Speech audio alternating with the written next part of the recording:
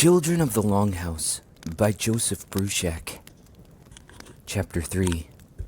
A Man's Cup.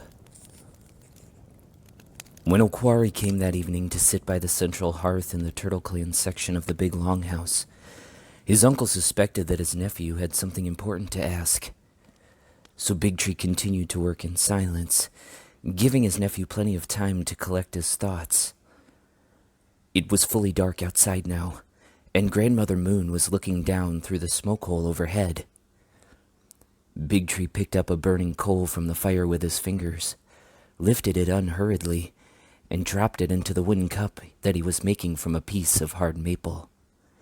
He had been working on that cup for 2 moons, and it was almost finished. Okwari watched carefully. He remembered 2 winters ago when he tried to pick up a coal as his uncle did, but only succeeded in blistering his fingertips.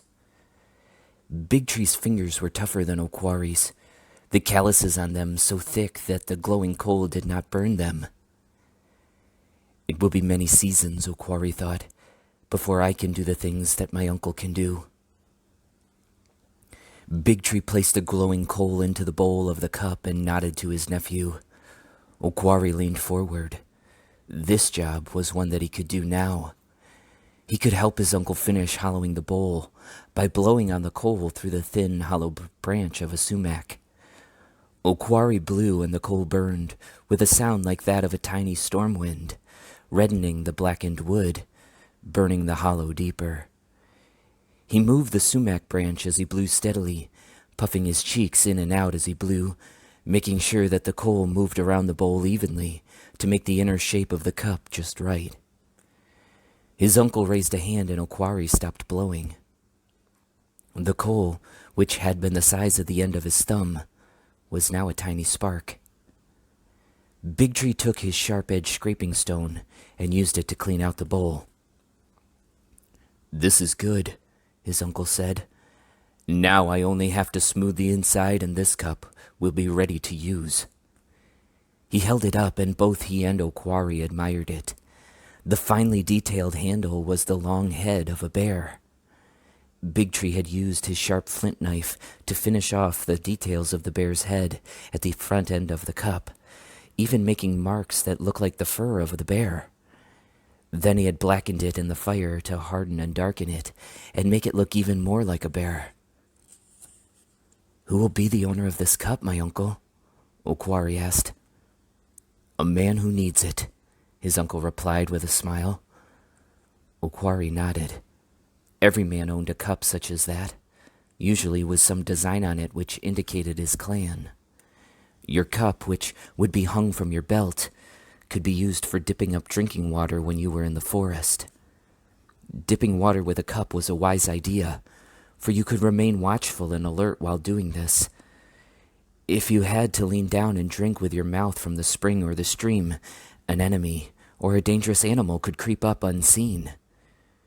You also could thrust the cup deep under the surface, where the water was cleaner and colder. Then, when you were back in the Longhouse, you could use your cup to dip soup from the pot when the food was ready and your hunger told you to eat. Okwari already had a cup of his own, a small one made of soft basswood that hung on his belt. But that cup was plain and chipped, and it was not well carved. It was a boy's cup. It was useful, but it was better to have something that was useful and beautiful. Okwari put the sumac blowpipe back on the shelf above his uncle's bed.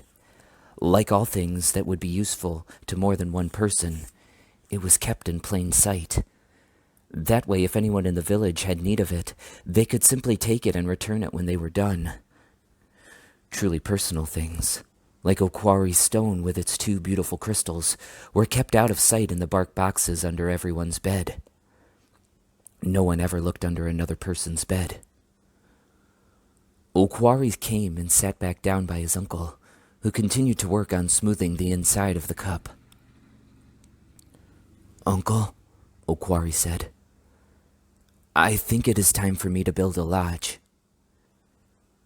Big Tree continued to work on the cup without saying anything in response.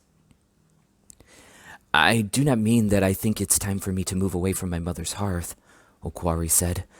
I know that it is still 2 or 3 winters before it will be time for me to do that, to go and live on my own. But I think that it would be good for me to make a little lodge and sleep in it some nights. It would be a good way to learn. A good way to make me tougher and stronger. Okwari's words were true. In another few winters, he would be expected to move out of the Longhouse, to no longer live near his mother. Then he would need to know how to care for himself. Every boy came to this time in his life when he was expected to go through a whole year of the hard training needed to be accepted fully as a man. He would find a place outside the village and build his own lodge, sleeping there every night. Although he could still return to the big Longhouse and take meals with his family, he would truly be responsible for himself.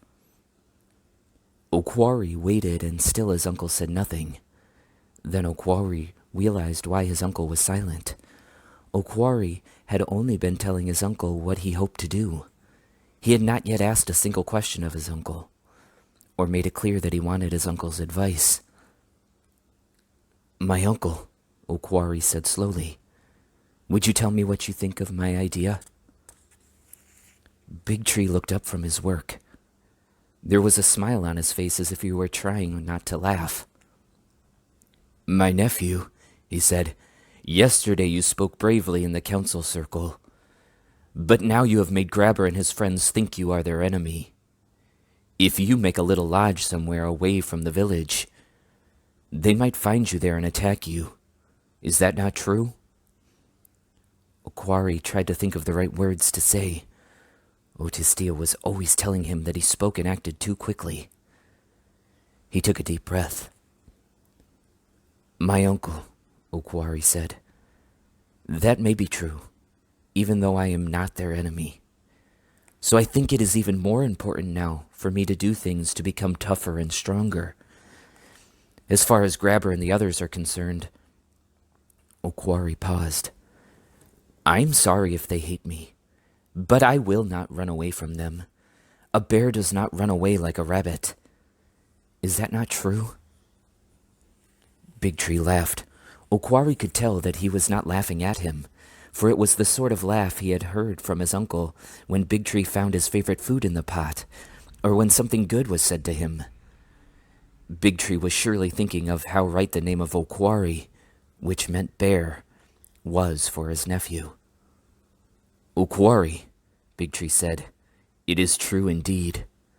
I agree that it is a good idea for you to build a small lodge.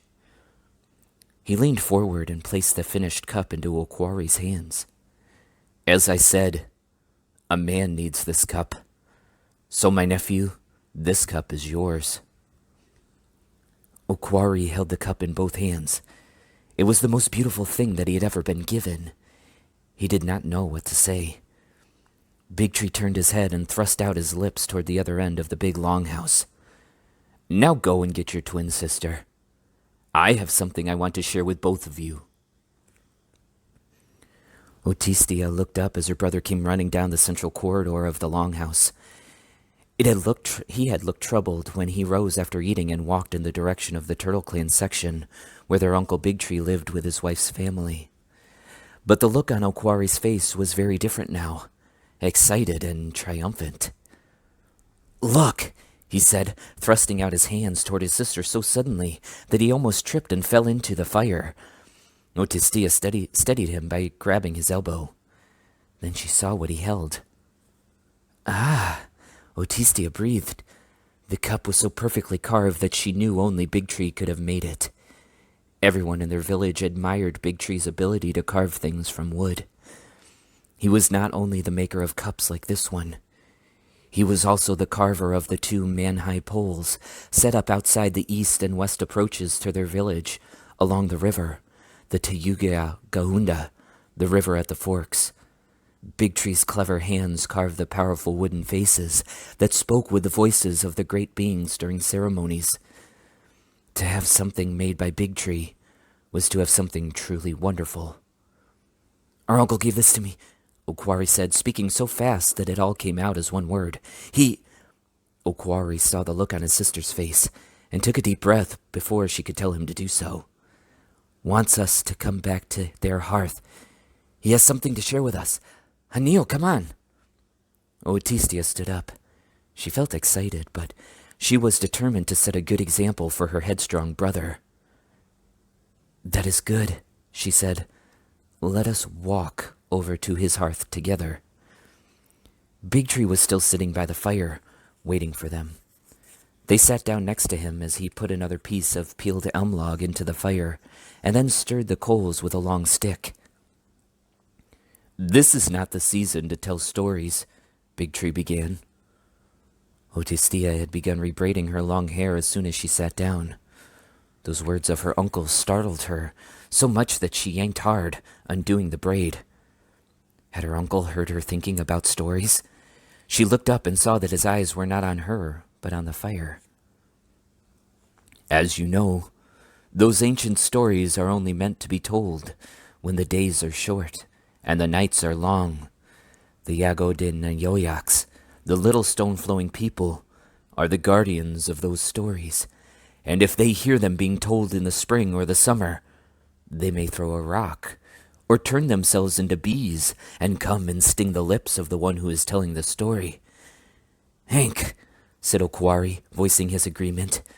Otistia elbowed him in the ribs. There are other kinds of stories, though, Big Tree said.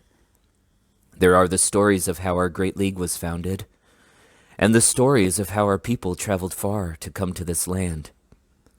Such stories, such histories of our people, can be told in any season. So I have chosen to tell you this one tonight. Hank, said Ohkwa'ri, leaning away from his sister as he said it so that she could not elbow him again. But this time, to his surprise, Otistia also added a loud Hank of her own. Long ago, Big Tree said, looking down at the Mother Earth as he spoke, as if asking her to listen and confirm the truth of his words. Our people lived far to the west. There we were brothers with the wolf people, and we lived among the great mounds of earth by the big river, Kahuago Gahunda. The grass was tall there, and there were herds of buffalo.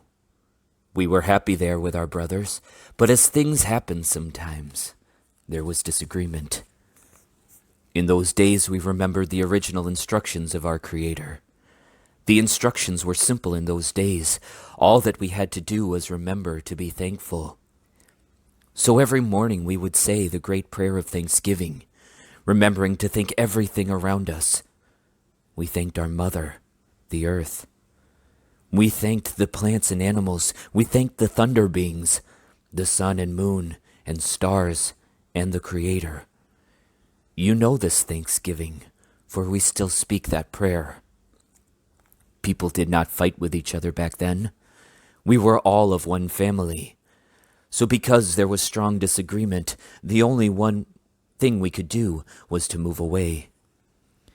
It was decided then that we who disagreed would leave there and travel toward the sunrise. We traveled a long, long time. We came to the mountains, and there were two trails. One led southeast, one led northeast. Again there was disagreement. Half the people took the trail to the southeast. They live now far to the south of us. They are the Oyastegaranan people. Big Tree paused, and this time both Otistia and Okwari spoke as one, the word that meant both yes and that they were listening. Hank. Big Tree continued his story. The journey was a long one, and sometimes it was hard along the way. They met other nations of people. Most were friendly, but some were worried that our people would settle in their hunting grounds, and so they did not allow us to make camp for more than a few moons before they urged us to go farther toward the sunrise. There were times when our people went hungry, and other times when the hunters had to protect them from big, dangerous animals that we had never seen when we lived on the plains near the great river. Now the forest grew thick, and the trees were bigger and taller than any trees we had ever seen before. We continued on through that great forest. Once again, Big Tree stopped. Hank, said Ohkwa'ri and Otistia. Big Tree nodded. As our people traveled, he said, still more bands decided to go in other directions. Those who went north, beyond the big inland seas of sweet water, became the Huron. But we continued on, along the shores of the lakes, until we came to a river that flowed from beginning below the big falls we call Niaga. It flowed up toward the winterland and toward the sunrise. That river led into another lake, the one we call Sconodario, the beautiful lake. Again we followed its shore until we came to a great river running swiftly. It was the Ganawaga Gaunda, the rapid river, and after we traveled its banks for the journey of a moon, we came to a fine place to live.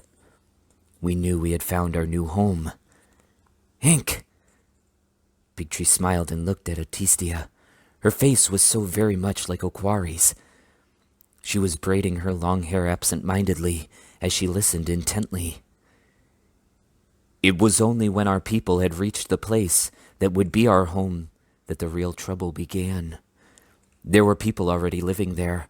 Those people spoke a different language, and they did not look like us. There were far more of them than there were of our people. We saw how they used the bark of the trees to season their food, and because of this, we called them porcupine people, bark-eating people, Anantaks.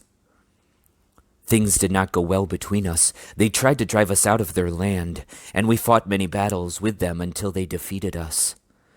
Then they forced us to pay tribute to them and to act like their slaves. Our people could not stand that. We wanted to be free.